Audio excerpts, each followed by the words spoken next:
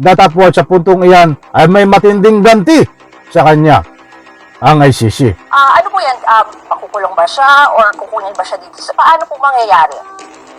Ang warrant of arrest ay instruction sa kung sino mang pulis na hulihin ng isang tao at i-deliver o ibigay doon sa jurisdiction or custody ng isang judicial authority.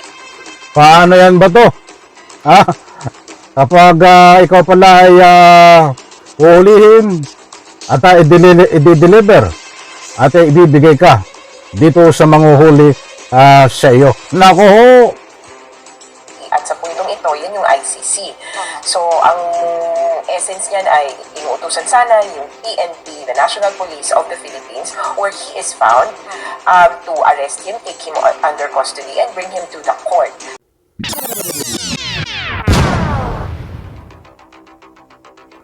Alright, welcome back to my YouTube channel. I'm Andy's Vlog. Ito, mga kaibigan, latest update tungkol dito sa ICC. Naku po, ay talagang lalong napasama ho itong pag-ignore, pagtago ni Senador Bato dito sa ICC.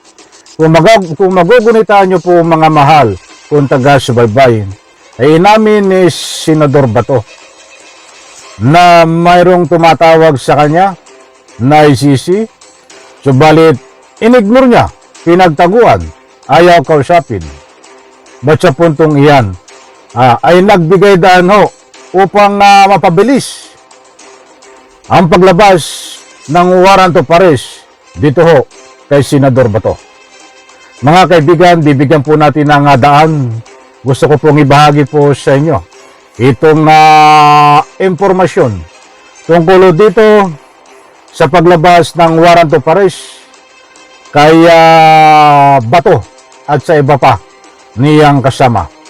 Kapag may pagkakataon do kayo, inaanyayahan ko kayo na panoorin, pakinggan ang kabuuan ng vlog na ito.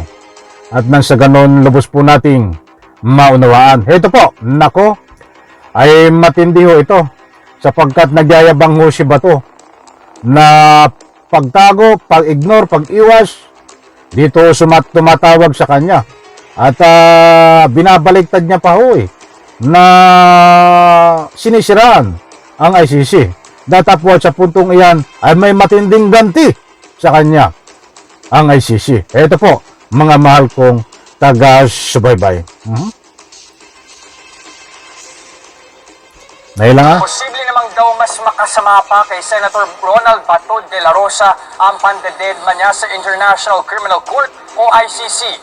Ayon kay ICC Assistant to Counsel Attorney Cristina Conti, posibleng ma-issuean pa ng warrant of arrest si Bato dahil hindi niya pinapansin ang request ng ICC na ma-interview siya kaugnay pa rin sa investigasyon nito sa war on Ala Bato, nagyayabang ka? Na ika nga'y bagkos binabaliktad mo pa. Itong si Trillanes. Nasabi mo yung mga bata lang ni Trillanes. Ito nga tumatawag sa iyo na pinagtataguan mo. Ay ngayon no, ay mismong ito na. Nagsasabi na Assistance for Counsel ng ICC na si Atty. Conte na may paglalagyan ka sa ICC na sa lalong madaling panahon ang paglabas ng warrant of arrest sa iyo. Mga kaibigan, alam ko magtatanong po kayo. Unahan ko na kayo kung bakit hanggang ngayon ay hindi pa na lumalabas ang warrant of arrest. Ipapaliwanag ko po sa inyo maya-maya dahil may nakuha po tayong impormasyon tungkol po diyan. Ito pa. on drugs. Sinabi yan ni Conti kasunod ng kumpirmasyon ng senador na may natanggap siya mga email at tawag kamakailan mula sa nagpakilalang kinatawan ng ICC. Pero hindi niya ito sinasagot dahil hindi raw siya naniniwala na galing nga ito sa International Court. For interpreting mo, it's tantamount to recognizing the jurisdiction over us. As of now, we do not recognize the jurisdiction over us. Kaugnay po ng balitang yan, makakausap natin si ICC Assistant to Counsel Attorney Cristina Conti. Magandang umaga po sa inyo, Attorney Conti. Magandang Ayun na maliwanag po mga kaibigan ng sinabi ni Bato na hindi dapat entertainin. O sige, kung ayaw mong entertainin, ay ikaw ang bahala, Senador Bato. Eto pa, pakinggan po natin at napakaraming matutuklasan natin dito regarding dito po sa warrant of arrest ni Bato. Umaga. Una po sa lahat, confirm lang po namin itong sinasabi po ni Senator Bato na tumatawag sa kanila. May information po ba kayo na ICC representatives kaya talaga yan? Hindi ko nakita naman yung mismong message, pero alam ko na makikipag-ugnayan yung ICC kay Senator De La Rosa. And on the other hand, sabi ni Senator De La Rosa, meron daw kumontak sa kanya. So, kung baga, pag-connect na lang kung yung bang mismong sinasabi ng ICC na pakipag-ugnayan, yun na ba yun? Senator De La Rosa is correct in taking steps to verify the authenticity of the communications, but I would caution him to be circumspect. Kung mag-aaralin niya ng mabuti kung sino ba talaga ang sumusulat sa kanya. Aralin mo, Senador Bato. Baka yung pinagtataguan mo ay siya magpapakulong sa iyo, Senador Bato. Yan po ang katunayan at pinapaliwanag ko nitong Assistant for Counsel ng ICC na si Atty. Conte. Kaya hindi ko alam kung paano niya ini-snub at ilang mga communications ang ini-snub niya, pero kailangan maging mas matalino siya tungkol dito. Pero sa pagkakaalam niyo po, attorney, based on the process, ganyan po yun, kailangan siyang ma-interview. At paano nga itong ginagawa niya na sinasabi niya, ini-ignore niya? Anong implication po niyan? Kapag ikaw ay naging suspect sa isang investigation ng ICC, ipapatawag ka at iimbitahan na ma-interview on cam, on the record. May mga tanong at merong mga mag-oobserba at magtatanong sa iyo na mga abogado ng ICC. So essentially, para siyang deposition kung tatawagin, video deposition.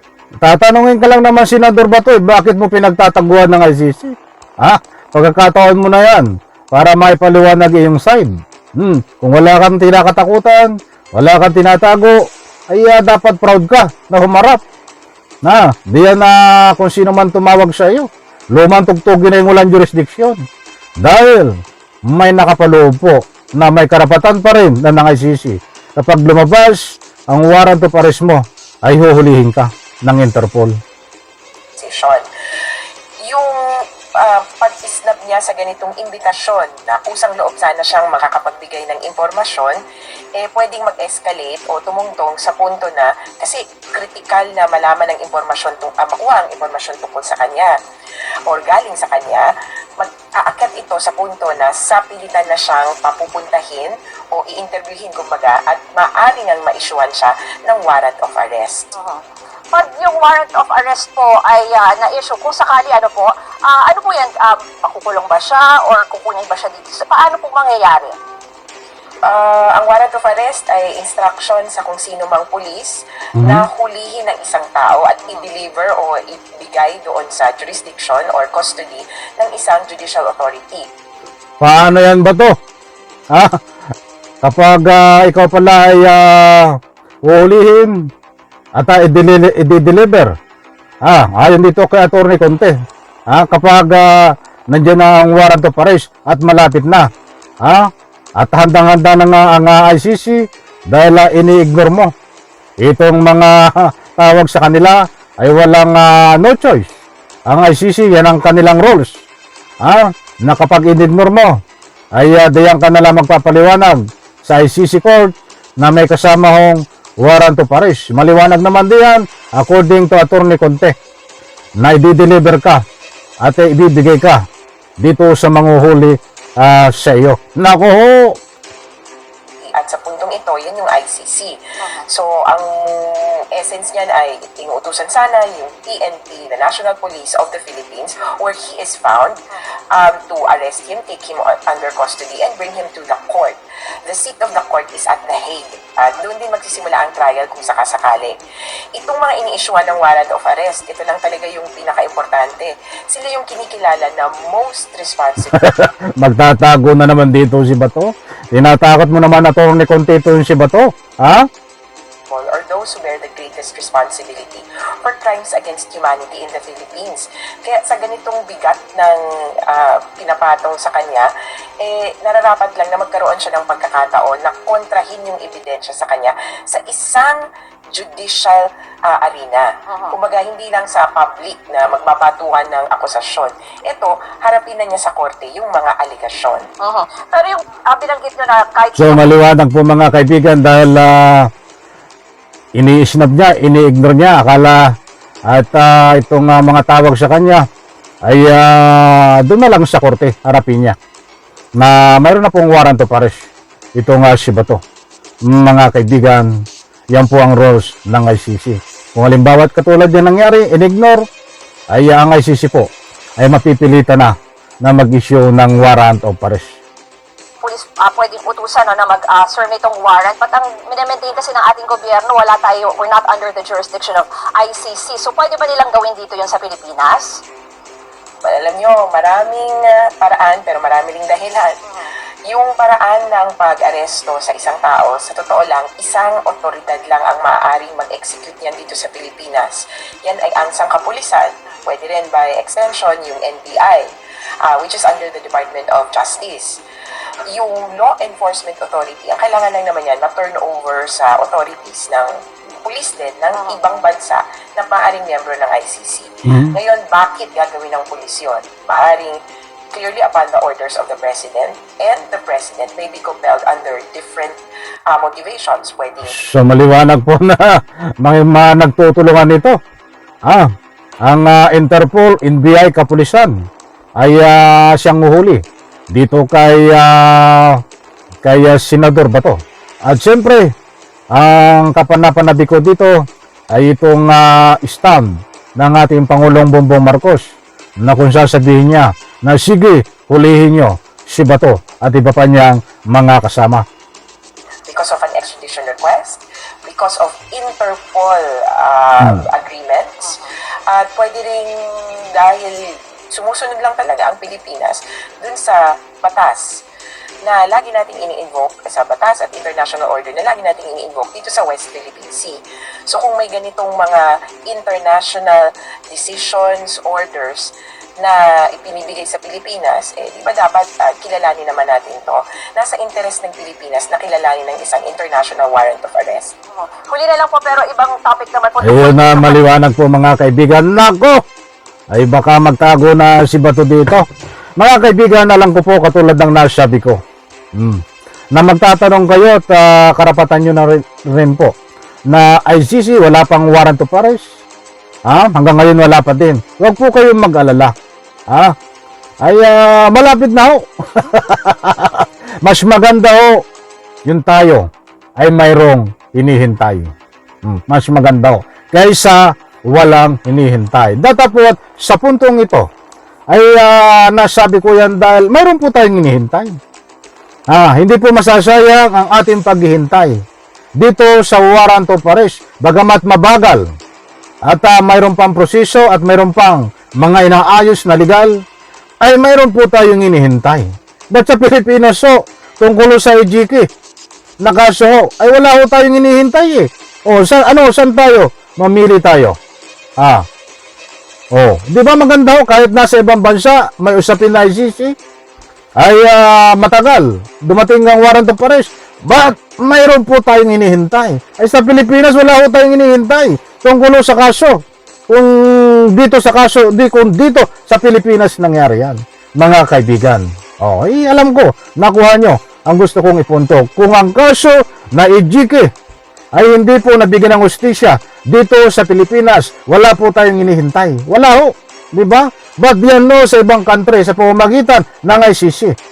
Kahit medyo mabagal, matagal, ay sulit naman po dahil mayroon tayong hinihintay. Yun ang maganda doon.